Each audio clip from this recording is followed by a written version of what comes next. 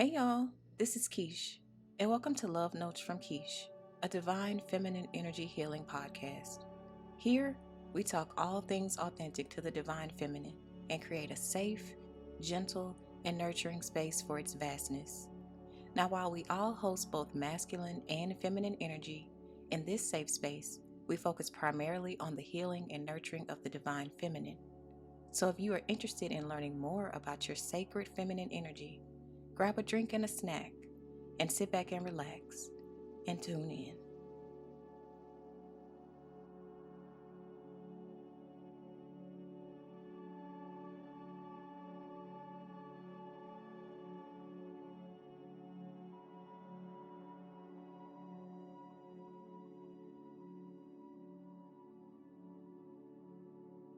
Hey y'all, this is Keesh, and welcome to Love Notes from Keesh, a divine feminine energy healing podcast. I'm your host, Keesh, and if you are new here, welcome to season 2, new or old. If you have been following me for a little while, I have a blog, and I kind of dabbled in that space, and I would read my poetry or I would just read the blog that I had written so that my subscribers didn't necessarily have to read it if they didn't want to. But now I'm tapping more into the traditional sort of space of podcasting. So we're just going to see how this goes. We're going to see if you guys like it, if you find it helpful. That's what With Love Keesh, my brand, that's our goal, is to create a safe space, a safe, authentic space, primarily for the divine feminine, but again, we all host both energies, so this is a safe space for all, but my focus will primarily be on the divine feminine. So again, first time here, my name is Keesh. I am born and raised in Shreveport, Louisiana, so I am a Southern gal. And With Love Keesh came about because my whole life I felt different. I felt that I didn't necessarily fit in. I oftentimes have been accused of doing the most, of being so particular. And what I've come to find, even with that, is I'm neurodivergent. So that has helped me so much, in understanding who I am. But I also realized that I was a divine feminine being that was living and operating primarily from wounded feminine energy or toxic masculinity. So I would say my healing journey started in 2017, the latter part of 2017, and it has been a roller coaster ever since. Healing is not easy. It's not necessarily the most beautiful thing. It's a lot of work. It's a lot of intentional work. So in this space of now, what is this, 5, 6 years? I have, like I said, unveiled that I am innately a divine feminine being. So I started the necessary shadow work, the inner child healing, and I just wanted to create a safe space for those that are interested and in different spaces. Maybe you're just starting. Maybe you've been here a little while, like myself. Maybe you've been here longer. So just a safe space where we can discuss the different things that we experience in our lives, but to give it more of a context so you can see how we may have been operating outside of the energy that is most dominant to us. So, yeah, that's a little introduction into Love Notes. We're going to try this podcast thing out. So, in the comments, let me know if you're here, what podcast platform you're here from, or maybe you're on YouTube. So, yeah, I wanted to start with what exactly is the divine feminine. We hear a lot about the divine feminine, the divine masculine, femininity on so many social media platforms. And I just wanted to take a moment to actually dive into what it is, in my opinion, in my humble opinion. So, what the divine feminine means to me is the part of us that is open to receive, that is free flowing, that is in tune with our intuition, that is open to the emotions of things, that speaks up for itself. It's the part that is okay and that just knows. That's what I would consider the divine feminine, the part that just knows, that not necessarily you're able to see, it's not right in front of you, but you just have a feeling. I say that a lot as a divine feminine. I'm always saying, well, I feel. And I know a lot of times this world will tell you, get out of your feelings, but that's literally the opposite of what the divine feminine is. The divine feminine is feelings. Now, it's not irrational feelings. It's not, keeping things bottled down and getting to the point where you're ballistic, but you have to feel. You have to feel the things, whether it's joy, happiness, anger. You have to feel it all, because if you don't, you're not honoring that part of you. You're only existing within the masculine of saying, well, I just have to put on this brave front. And actually, the divine feminine is brave. It is brave to be vulnerable. It is brave to be transparent. Anybody can put on the mask of feeling like I have it all together, I know what I'm doing. But I feel the true strength does come in the face of the divine feminine when you're vulnerable, you're transparent about the things that you're experiencing. So actually, speaking of anger, that is what I want to talk about today. Anger. So I know you saw, or maybe you didn't, the title of this podcast is Eat, Pray, Be Angry, which is a play off of the Eat, Pray, Love. But yes, eat, pray, be angry. And why am I encouraging you to be angry? Because you have to be. If you don't express that anger, then it's just staying bottled up. And you know what? There's a lot in the world to be angry about right now, whether just the overall state of the world, inflation, recession, the increasing rent prices, the increasing numbers of people that are becoming homeless. So it's okay to be angry. It's okay to feel like things aren't fair. A lot of things aren't fair. And also, one thing, the divine feminine is not just divine feminine, a divine energy, period, is not acting like things aren't what they are.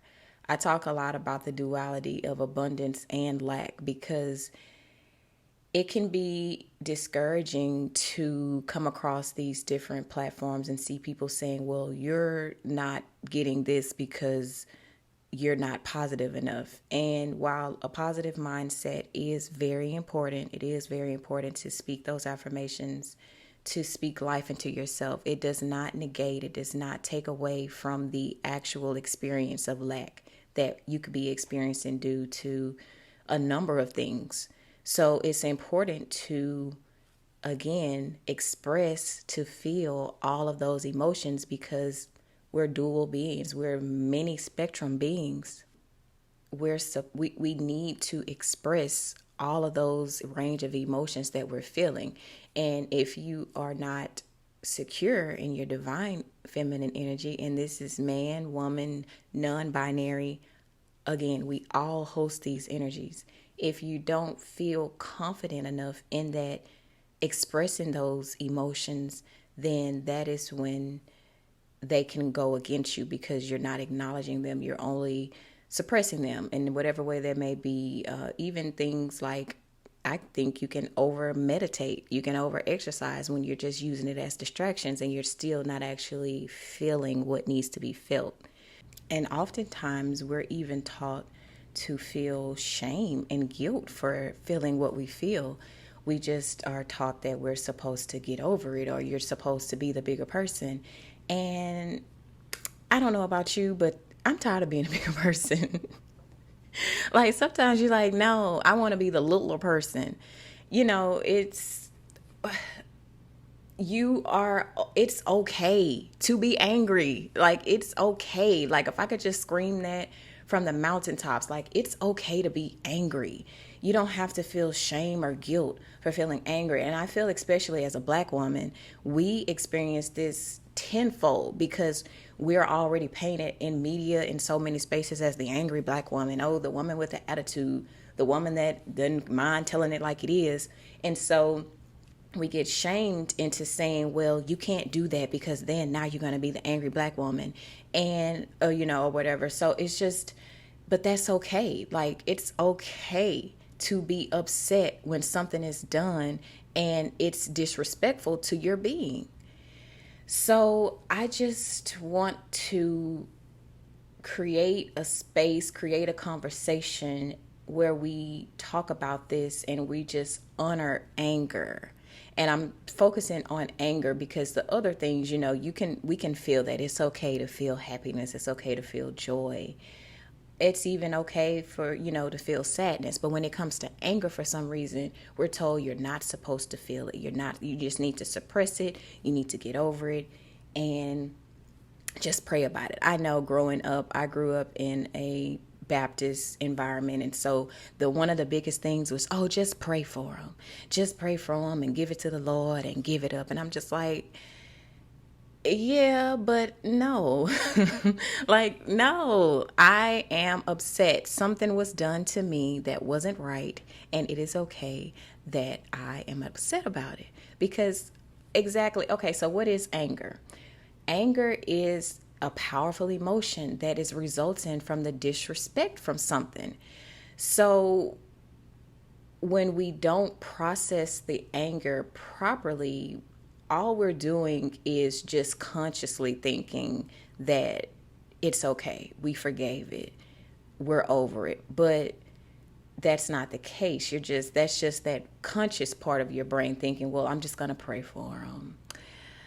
Oh, I'll be okay. Oh no, I'm not upset. Knowing you're seething underneath, but you're just consciously saying, oh, I'm okay.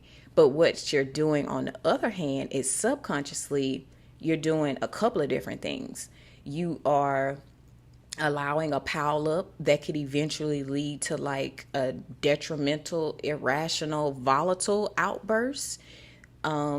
Or you could be, it's a pile up that's leading to diseases in the body because all of that pent up emotion and energy is just being pushed down.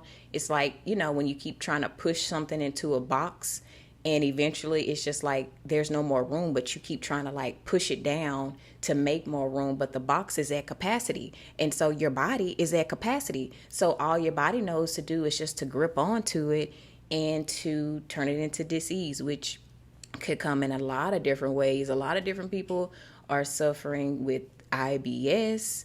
There are a host of diseases, and one of the biggest one is inflammation for sure. So it's just creating disease within the body.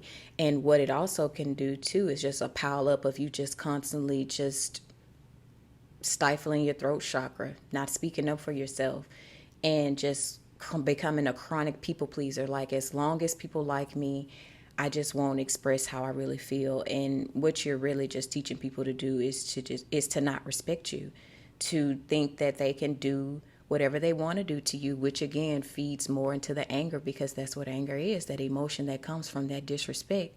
So when you don't respect yourself, when you don't stand up for yourself, when you don't tell them to go to hell,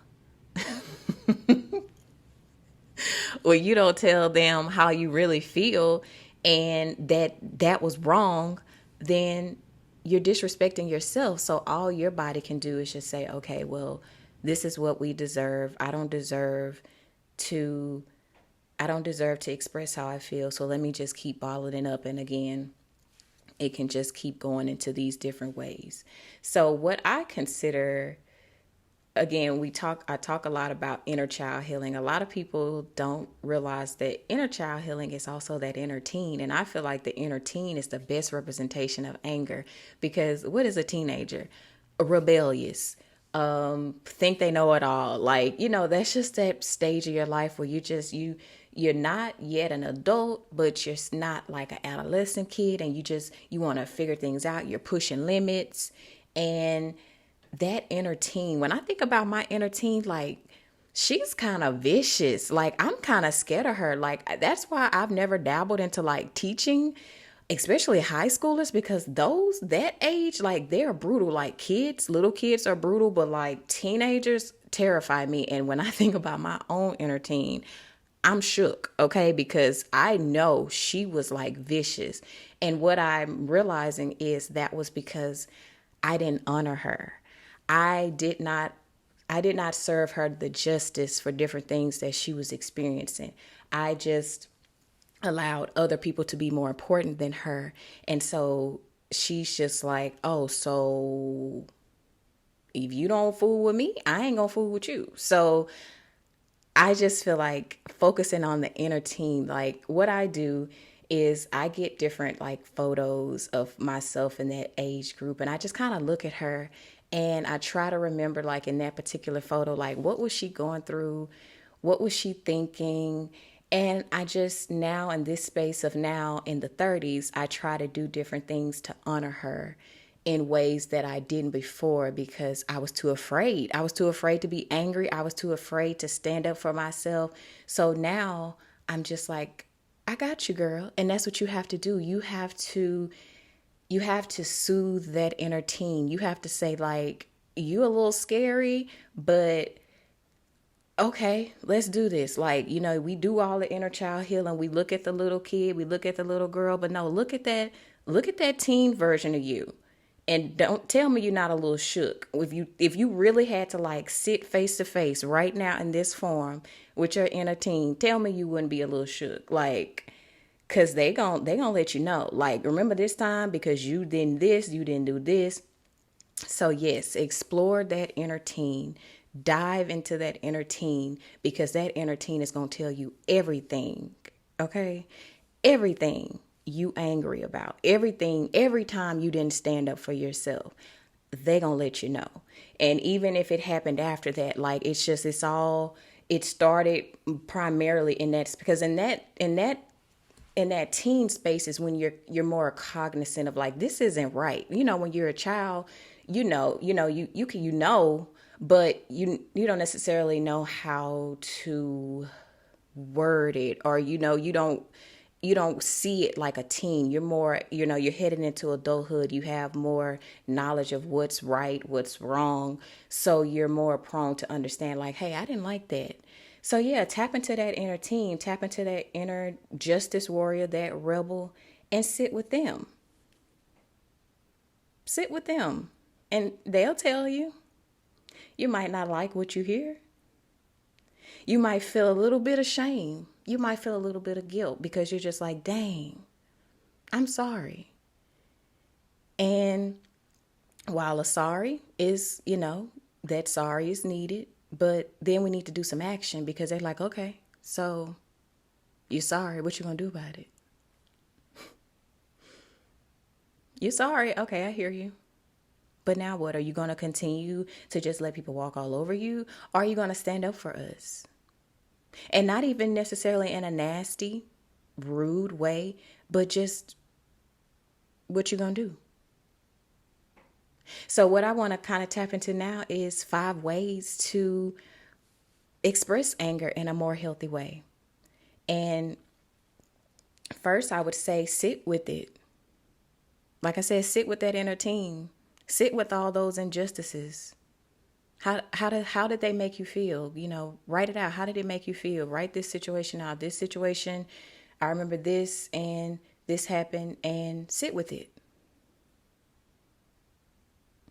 Identify it and sit with it. So many times we're so afraid to sit still. We need a distraction. But you got to sit with it. Sit with it. Whether it's past pain, past anger, current anger, sit with it. What do I need? What do I need? I recently just had to do this. I am on TikTok. I created a TikTok, and a girl that was following me, she took the idea. She did not give me any credit. She just remade the video. She said, "Oh, I thought it was fun." So I'm scrolling, I'm scrolling, and I come across it because we were following each other. We were mutuals, and I'm just like, "Oh, I just said that 2 days ago," and all you did was change 2 words, and I just was like, "Oh, okay."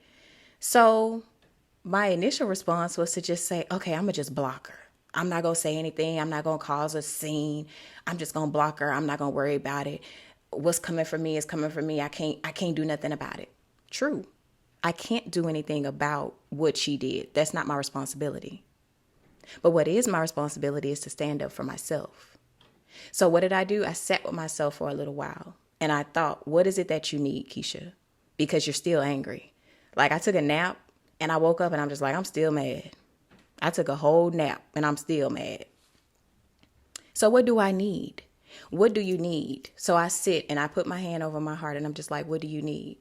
And that inner teen told me, I need justice, because you know what? No. You made those words. You made that TikTok. I need some justice. I need you to say something. Yeah, you can't make her do anything. You can't make her take it down.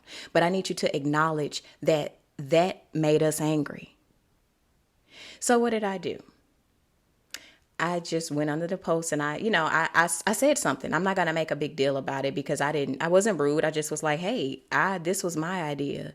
And so then she was like, oh, well, yeah, I saw it and I thought it was funny. And I was like, that's fine. Like, we're all here in this space. We get inspired by different things other people do, but just tag the original creator. Like, I don't get what people don't get about that. Like, yeah, we're all here.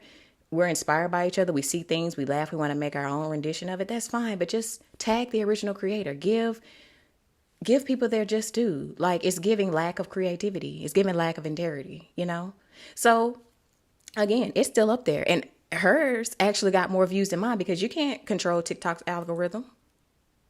But what did I do? I stood up for myself. I said something. I didn't just let that go by the wayside. I sat with myself and I said, Keisha, what do you need? And Keisha, that entertained, she's like, girl, I need you to say something. And it might not change. It's not going to change because we can't control anything outside of us. But what we can do is stand up for ourselves. And that's exactly what I did. And you know what? I felt better. I felt better because I did that. So sit with it. Sit with yourself and say, what do I need that's within my control? I had done enough of not standing up for myself, not saying something to keep the peace. So sit with it. Ask yourself, what do I need? Number 2, create boundaries. Learn to say no. Learn to speak up. Empower yourself. That kind of intertwines 1 and 2 with my story. Speak up for yourself.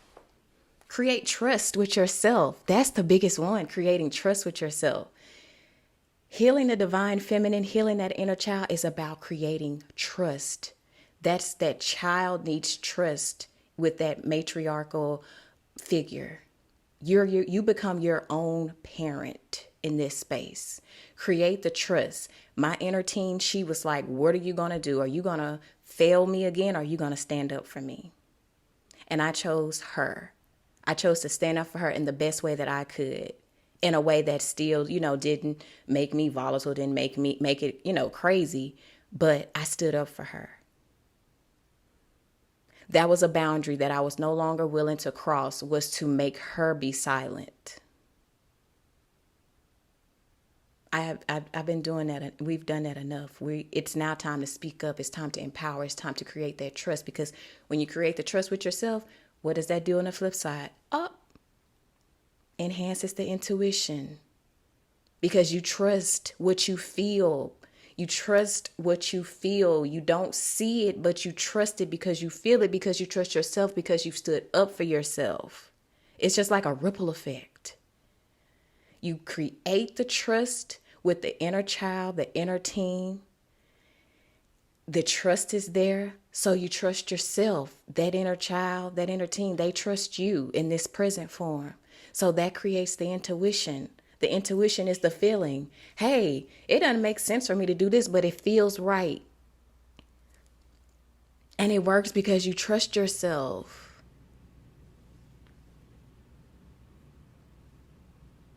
Number 3, move the energy in the body. Don't let it sit. That was that. When you let it pile up, it creates all this disease, the disease in the body. Move that energy. One of my favorite ways to move energy is to punch my pillows on my bed. I have a lot of pillows on my bed. I love pillows. And I just go punch them. And that's actually what I tried to do with that situation. The first time I was just like, I'm finna go punch some pillows. I punched the pillows. I wore myself out, took a nap, woke up. I was like, I'm still mad. So that's why I had to do the first 2, because I did step 3. I tried to skip that. Look, I tried to skip that and just go punch the pillows, but I was like, nah, I'm still mad.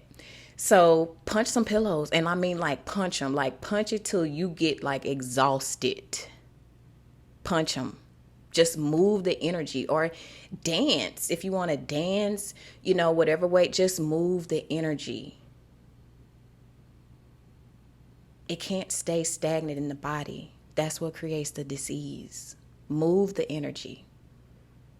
Or if you're in an area where they have those rooms where you can go smash things, go smash some stuff. Or if you're not, go to the dollar store, go to the $1.25 store and get some inexpensive glassware. Put it in a box, make sure it's secure, throw it around, smash it up. Just kick it around and just hear the glass break. It's just something about hearing glass break when you're mad. Just make you feel good. Because you're just moving the energy. You're moving the body.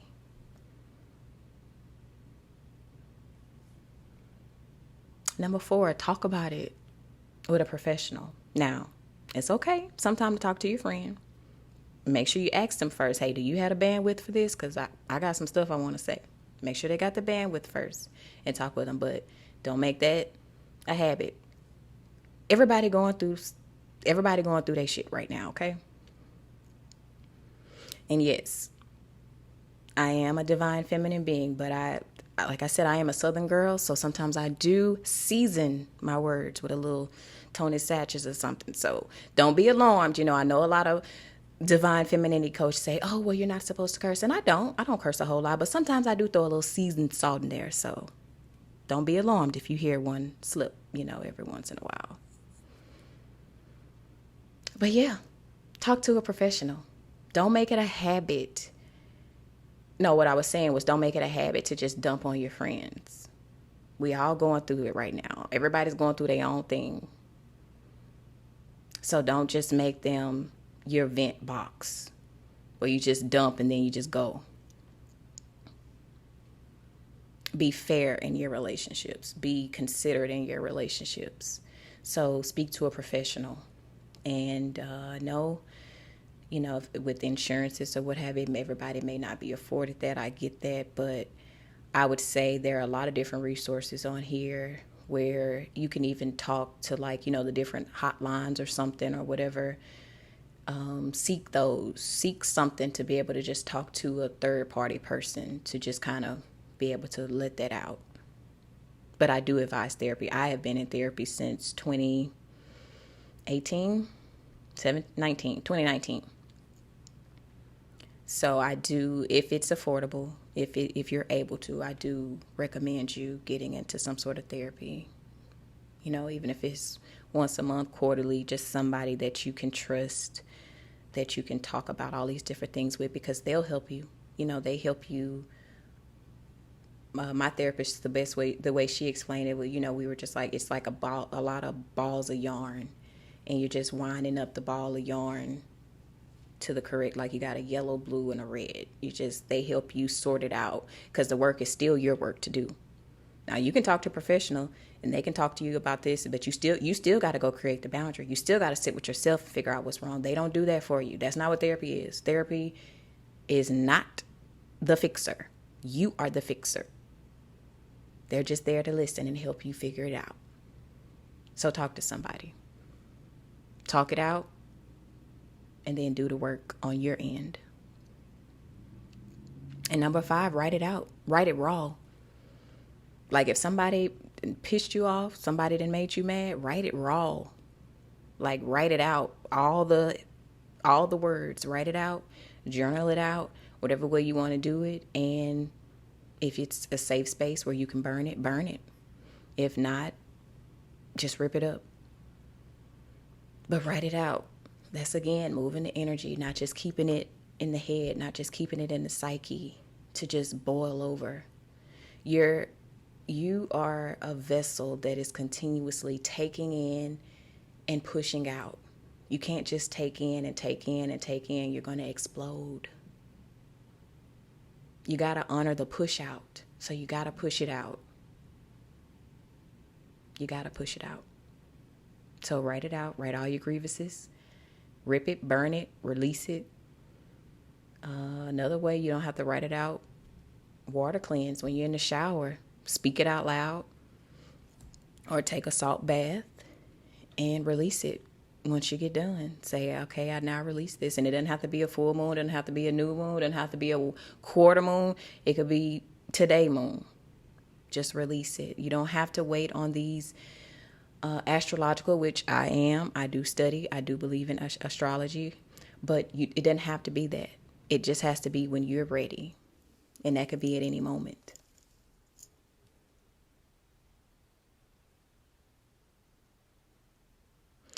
I'll give you this story before I close out. When the whole TikTok thing happened and I sat with myself and I asked myself, what do you need? The story that came to my mind was the story of the poetry contest. And if you follow my TikTok, you saw I did a 2-part story time about it. So what this situation brought up for me was that situation with the poetry contest. So when I was 13, I entered into a poetry contest. And oh my God, was it just like what? Because I grew up so quiet, so docile. I did not talk a whole lot. I just was kind of present. So the fact that I entered into this poetry contest, everybody just was like, what? You know, everybody, meaning like my friends and family, just like, you gonna do this? I'm like, yeah. So we were able to pick a poem, and I picked Maya Angelou. And we had to present the poem in front of our peers, and then they were going to award a first, second, and a third. And the school I went to was pretty big, so we had to do it twice. We had to do it in front of 2 different audiences. So I'm freaking out. Every time I show up for rehearsal, I'm in my mind like, oh my God, I can't believe I'm actually finna do this. So I go to rehearsal and, I'm doing my thing, and they all, meaning my classmates, like the different ones that were in the class, because sometimes they would just, this is middle school in the 90s. So we would just like, the teacher would give the other kids in the class something to do, and then like she would just have us come like outside of the classroom to practice. I didn't mean like after school. Well, I think we maybe had 2 or 3 after school rehearsals, but for the most part, they would just pull us out of the class. We were able to step outside, or we could even sometimes go during recess. They would give us opportunities to come in and practice if we wanted to. So everybody just was, all my classmates, we just knew that this particular girl, she was going to win and she had a singing part with hers. And so she had like a little voice. She had, a little thing going on. Even I thought, I was like, yeah, she going to win. Like, oh my God, like, I just hope I can get, like, I already in my mind had told myself, hey, maybe I can get second place. Like, I had already counted myself out because everybody was just like, she has this singing part. She can sing. Oh my gosh, she's going to win. So we go through the process. We're steadily going to rehearsals. We go to the final rehearsal. I remember the final rehearsal because I had to stay after school, and we got a chance to go to the auditorium. And I just remember being like, oh my God, tomorrow morning, this auditorium is going to be filled with people. Now remember, I'm the quiet girl. I don't talk. So why the hell did I even do this? I was like, why am I here? Like, why do I keep showing up? Why haven't I said, you know what? I don't want to do this. I kept showing up. So the day comes and I'm nervous. Go out there, kill it the first time, kill it the second time. So we're just waiting. We're waiting to hear the results. So do you know they call out the results and I won? I won first place. And I'm just like, oh my God, like my friends in the audience, they're just clapping. It's just like, oh my gosh, like I can't believe I won. And the way that this worked back then was we had like a trophy ceremony. So I don't think I got the trophy that day. I think I got the trophy later on because I was like a straight A student. So that year I think I left like with 6 or 7 trophies, overachiever things. So I'm just like, oh my God, I won. So I remember we're backstage, we're packing up our stuff to go back to class because like this was the first of the day. So we still got the whole rest of the day to go. So I'm back there, I'm getting my stuff. And the girl that everybody thought was going to win, she taps me on my shoulder. So I turn around and she's like, hey, I just wanted to let you know that I actually won. The judges came over and told me I was the winner, but they didn't want to embarrass you. And so they just let you keep it. But just know, I was the real winner.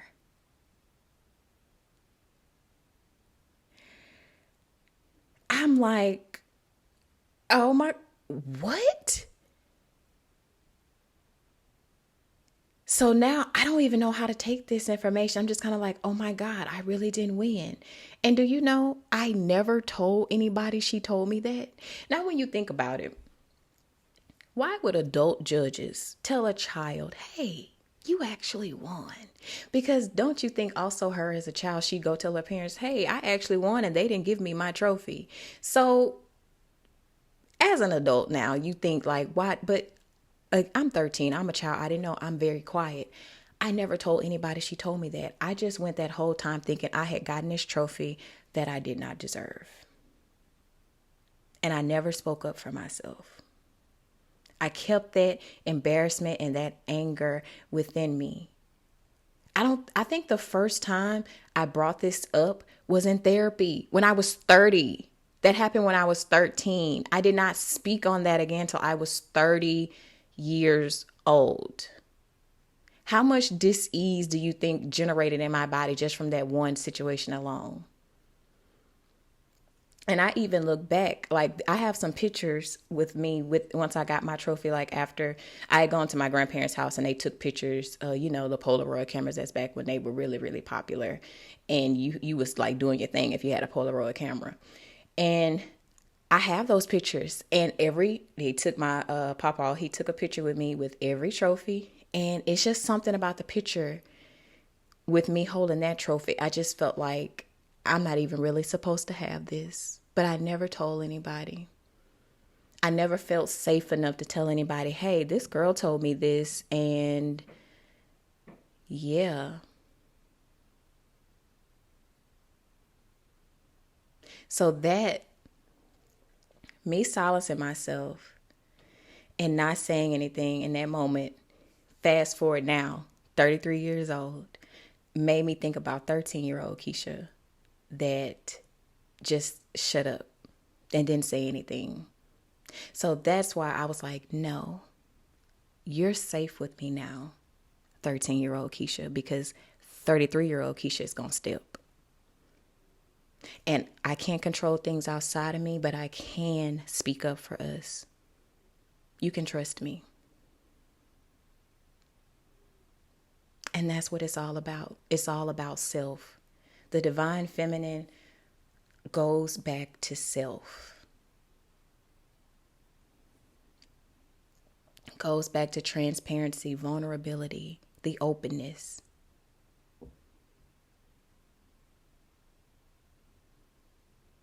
So yeah, I think that's all I have today.